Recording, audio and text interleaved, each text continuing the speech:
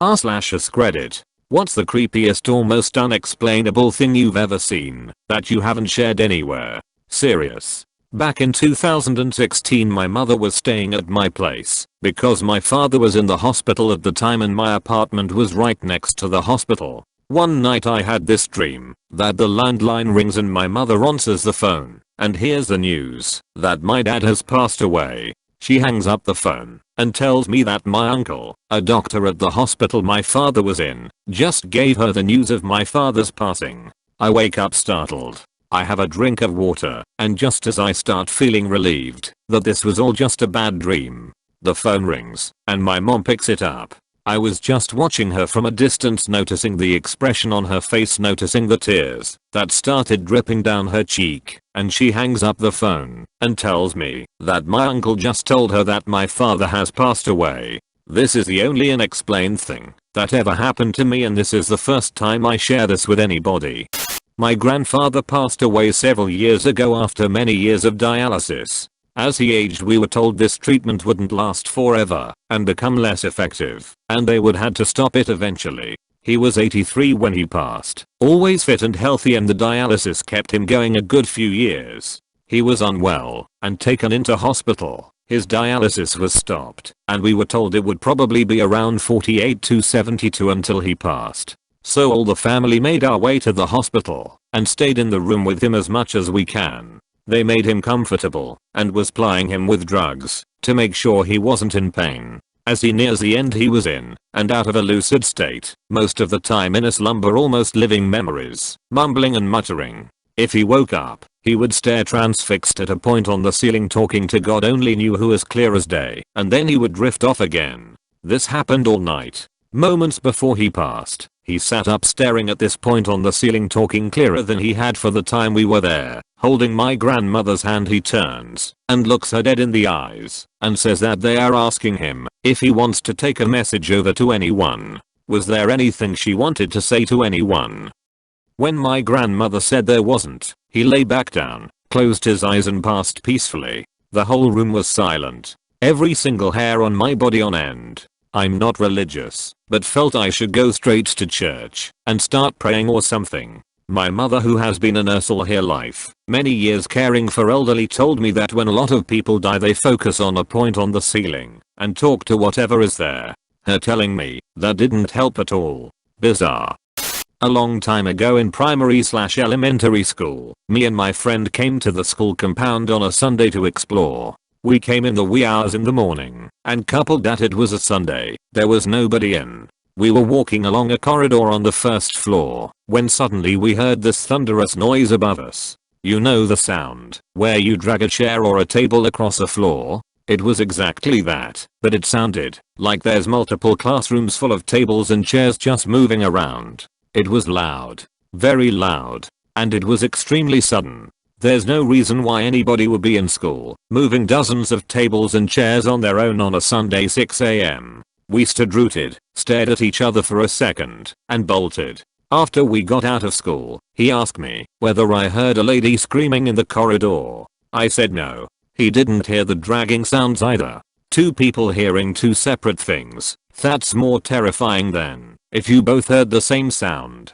When I was about 8 or so, my family went up to a campsite near a lake. We went with several other families, and they brought their kids too. One thing me and this one kid would do is search the shallow areas for crawdads. As I was searching I began to venture a ways out until the water was up to my waist. The water wasn't too clear, but it also wasn't muddy, and I could see the pale area of the shallows and the darker area where the water dropped off, but I didn't know that at the time. I ended up stepping into the darker, deeper water and began to fall in. Before I could, a pale slender arm grabbed my leg and pushed me back to the shallows. All I saw was the arm as it sunk back into the deeper water before I skidded back to the shore. I remember it as clear as day, but nothing has ever turned up from that lake. No bodies, no drownings, nothing. My parents still think I made it up.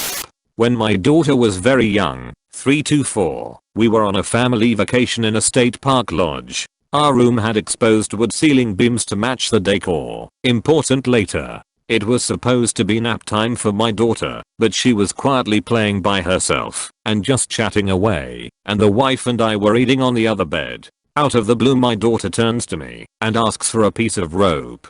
I asked why she needed the rope and she nonchalantly replies, "It is for my friend, the purple girl on the ceiling." My wife asks what friend, and my daughter responds, "I've been talking with the little purple girl hanging from that wood up there." She asked me for another piece of rope. Needless to say that nap time was over, and we quickly exited the room.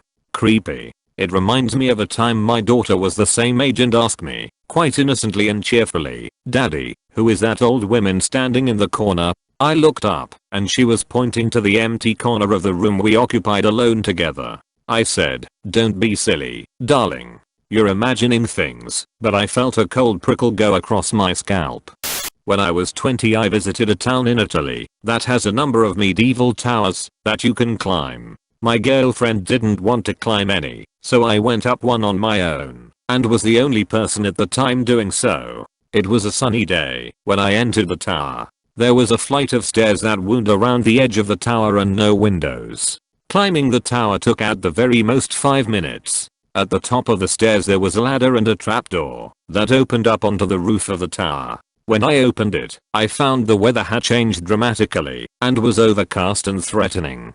I forget if there was thunder or not, but I was genuinely concerned about lightning being at the top of a tall tower in that weather. I cautiously climbed out onto the roof just to have a quick look before going straight down.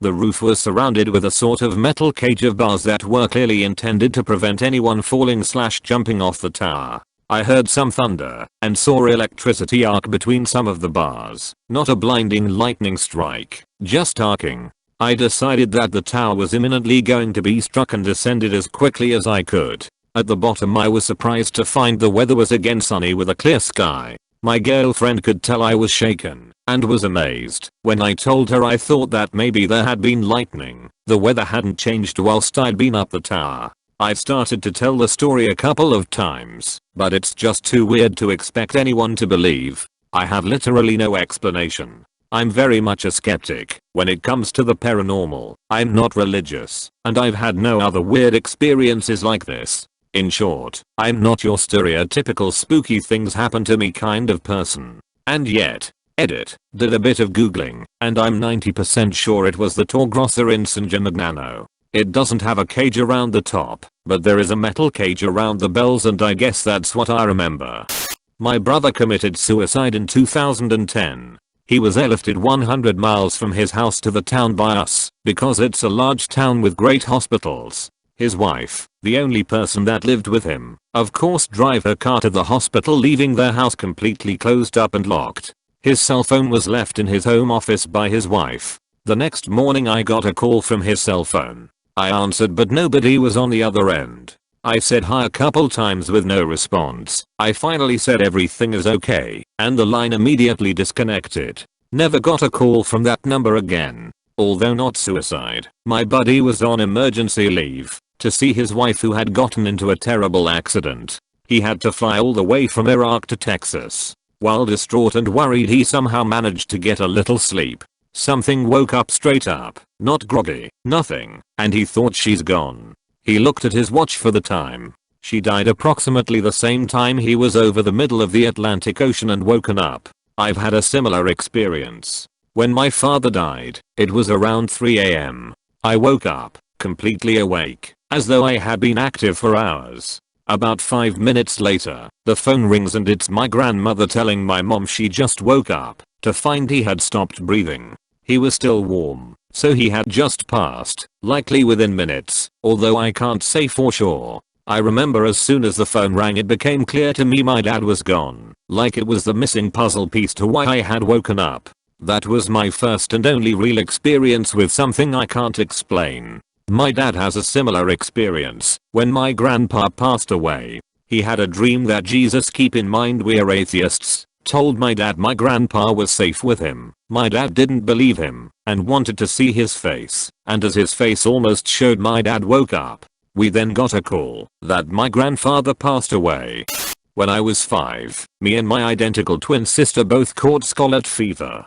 We are from America, but my dad's project had temporarily relocated us to India, and we were not used to the water and food there. We both fell into a coma towards the end of the fever. One day I woke up to my mom and aunt screaming and crying and holding my sister because she was unresponsive and not breathing. They were doing chest compressions, CPR, etc., but nothing was working. I was desperately trying to get their attention because I was young and didn't understand what was going on. I went back in my room to go back to sleep, but in the corner of the room where my sister's bed was, I saw her laying there, breathing fine. I went back out to the living room and realized I was looking at myself in my mom's arms as she tried to revive me. Eventually, I saw my eyes flicker open, and then everything went dark. I woke up a few weeks later in the hospital next to my sister and mom, who ended up catching it because of us. My mom told me I had almost died, and they were trying to wake me up, but I was unresponsive, so the ambulance took all three of us into the ICU.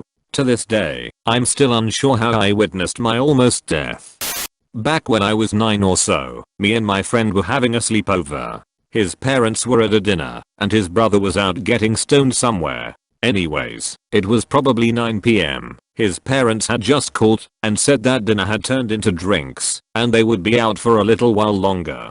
Anyways, we were young, playing Minecraft on the Xbox 360, when we heard his front door open. It had a very noticeable noise when it opened, very creaky, almost eerie, so we thought back, "Oh, it's probably just your brother," and kept playing, thinking nothing of it. Then, we heard footsteps on the floor above us. We once again thought nothing of it, seeing as his kitchen was above the basement, where we were playing games, and his brother was likely there for mid-high munches. But then we heard another set of footsteps. We were confused at this point, but we didn't worry as it was either his parents or a stoner friend of his brother. We then heard a scratching at the basement door. We both looked at each other like, "Is that just me, or is there a scratching?" He didn't have any pets, so, me being the oldest by 2 months, went to go check. I opened the door and there was nothing there. I yelled upstairs to his brother, "Let's call him Jim. Jim, you're not scaring us. Stop it." No reply. So I sat back down and continued playing. Now, there was a scratching on the window. We were honestly terrified, and we stayed seated, one of us looking at the door, the other looking at the window. Then, again, scratching at the door. I opened it with a baseball bat in hand, and nothing. We barricaded the door, and put things in front of the window. We didn't hear anything for the next half an hour, and eventually fell asleep. The next morning his dad came down and knocked on the door and tried to get into the basement. We took down the barricade and his dad came into the room, furious. "Why the hell did you guys rip open the screen door?" We went upstairs and sure enough, the front door screen was shredded. We tried to convince him that it wasn't us and that the brother had done it to scare us. But what he said next made our blood run cold. Jim wasn't home at all last night. We dropped him off in the city with his friends. My friend's house was half an hour away from the city, and none of the people at his friend's house had cars. Me and my friend looked at each other and couldn't speak. Needless to say, his parents didn't believe us. They called my parents, and me and my friend had to split the cost to have the basement door replaced. It had tons of scratch marks as well, and the screen door replaced. Me and my friend still bring this up to this day, whenever we meet. When I was a kid I was playing in our kitchen when I saw a huge dark figure walk past the kitchen and down the hallway leading to the bedrooms. I walked to our back patio and saw the rest of my family watching TV. The patio is on the opposite side of the house from the hallway. I walked to the hallway and started looking for who it could have been, but never found anyone. Still have no idea who or what it could have been, but it's always creeped me out thinking about it. This happened to me too, but it was my 6'7" uncle looking for beer in the garage past our bedrooms. I wish I had a big relative to pin this on, lol. I work as an adult novelty store manager with a theater, so please envision the kind of customers I get. I had this regular who was nice enough, and we always exchanged pleasantries and small talk. One day we said goodbye, and as he went to leave he stopped dead in his tracks and came back to the counter. He told me that he ignores it every time, but today it wouldn't let him. So naturally I ask, what the hell is he talking about? He proceeds to tell me that there is an older black man who is with me 24/7. He sees him every time I'm in the store. The older black man just stands next to me watching me and smiling. At that point a chill ran up my spine, because no one in that store knows besides my boss that I'm half black and my 65-year-old black father that I was so close to passed in 2014. I said the usual wow and oh my god, so I wouldn't give anything away to see what else he says to see if it's legit. The customer proceeds to tell me that the man, my father, is sad about his kids not doing what he's asked them to do, and one particular child has greatly disappointed him. The man, my father, also wants the customer to tell me how much he loves his wife, even though she's married again. At this point I have tears in my eyes because how would this man know there's conflict between me and my siblings because of my dad's death? How would this man know my mother is married again? He kept mentioning that he could feel a strong religious pull with my father. My father was a preacher. He told me a bunch of other things and asked if I was pregnant. I told him no, but apparently my next child will have my father's soul according to him. My 2-year-old son looks like my father and loves his favorite songs. I have never seen that man again. Thanks for watching. Please support my channel by liking and subscribing.